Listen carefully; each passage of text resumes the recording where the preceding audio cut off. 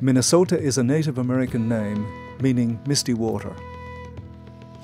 Water is an integral part of Minnesota, which is also called the land of 10,000 lakes. Nature is a force to be reckoned with, and it's quite clear on this late spring day in April that nature must be taken very seriously. Stiff frost and snowstorms are well-known phenomena in these parts. Floods and tornadoes explode as rivers overflow their banks, carrying away everything in their paths.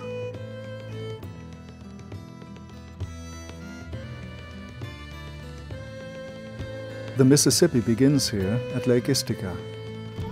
Mississippi is also a Native American name, meaning Great River or Great Water. The river cuts through Minnesota on its way towards the Gulf of Mexico, 3,734 kilometers south in the Delta at New Orleans. They say that a raindrop falling in Lake Istika takes 90 days to make the journey to the Gulf. The landscape is arboreal, with tree after tree after tree, along an endless highway. In the north, towards the Canadian border, fir trees dominate.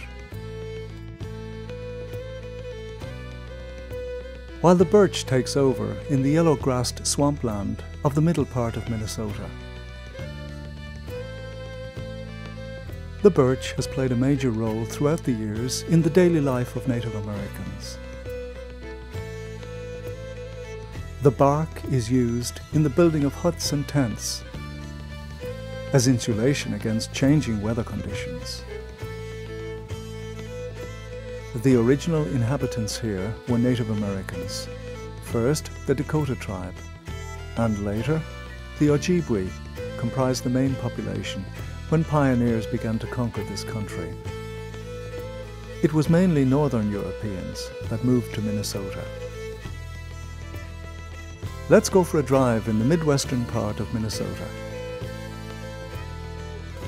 We're now in Pine County, and there's no difference in nature. Uh-oh, here comes the Kettle River. Lazily she flows, tickling the underbelly of the road here, before continuing slowly southwards. Knowing not, she has a pedestrian rendezvous with the St. Croix River, further down the line. And that together, they will become a part of the Mississippi. Ah well, never mind. Let her go her own way, and let's carry on.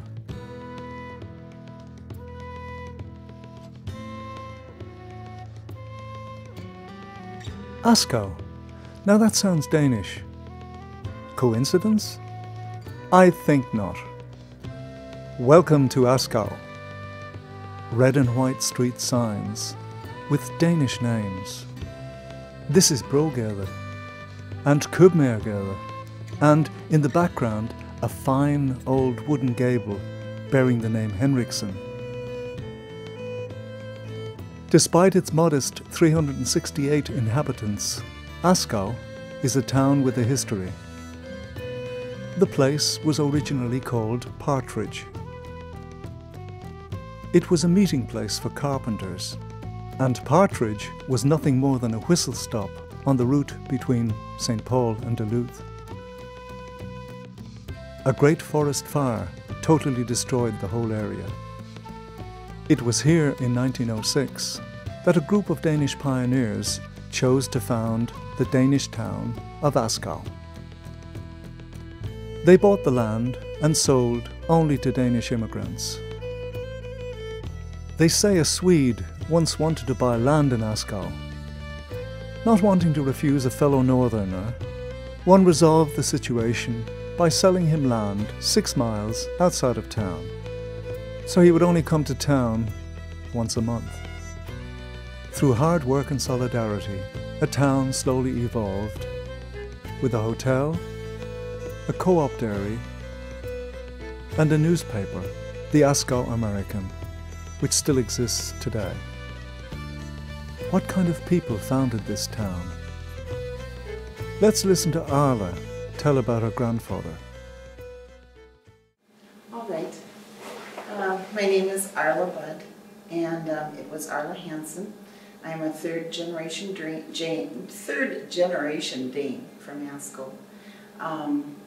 My grandparents all came from Denmark, except for my one grandmother who came from Iowa, and her parents came from Denmark. And the way my grandfather Lund got here, he came from Grum in Denmark. And when he was a very little boy, his mother died. And they were a very large family. And so his dad sent him out to work when he was like 10 or maybe 11. And he went to a neighboring Goa to work for one of the big barons. And as he was supposed to be carrying the milk from one place to another, and he tipped one of the milk cans and lost about half of the milk. And being very afraid that maybe he was going to get reprimanded or punished, he went and found water and filled up the can to the top with water so that maybe no one would know. However, when they found out, the Baron was much more angry than he would have been if he had just confessed to it. And so the Baron told him, he said, if that is how you will behave, you go home to your father. So getting sent home to his father was bad because his dad did not have any money. And it was kind of an embarrassment to the father too. And he said, if that's the way you're going to be, you may go live with your brothers in America. He had some much older brothers, and they lived in Iowa. And they had been there for some time. And so when he sent him over to join some people in Esbjerg to get on the boat. And when they got to Esbjerg, he was just a little boy, 11 or 12 years old at that time. And when he got to Esbjerg, the family that was supposed to be going was not there. So he got on this boat all by himself at 11 or 12 years old and went all the way over to America, got off in Ellis Island and into New York City all by himself. And he spoke not a word of English. Had really no concept of what America was like, as his father didn't either. And his father was illiterate, so they really didn't have any addresses or anything. All he knew was his brothers were in Iowa. And when he looked at that word, it looked to him like it should be pronounced Yova. And so he kept telling everyone he had to go to Yova. And finally, somehow, he got there. But he never talked about the trip. So we can only imagine that it wasn't probably very pleasant. But he finally found his brothers in Iowa. And then many years later, his father, then, after the kids had grown up and everything, his father, who was illiterate and had not heard from his children in years, suddenly discovered himself old and alone in Denmark, and he thought he would come over and join his children.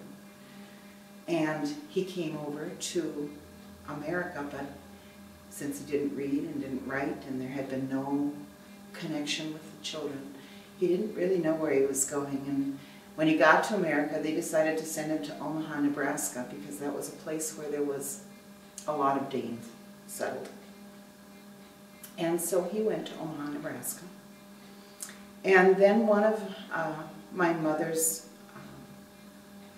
it would be like an uncle to her or a second cousin, he and his wife went to a church convention down in Omaha, Nebraska.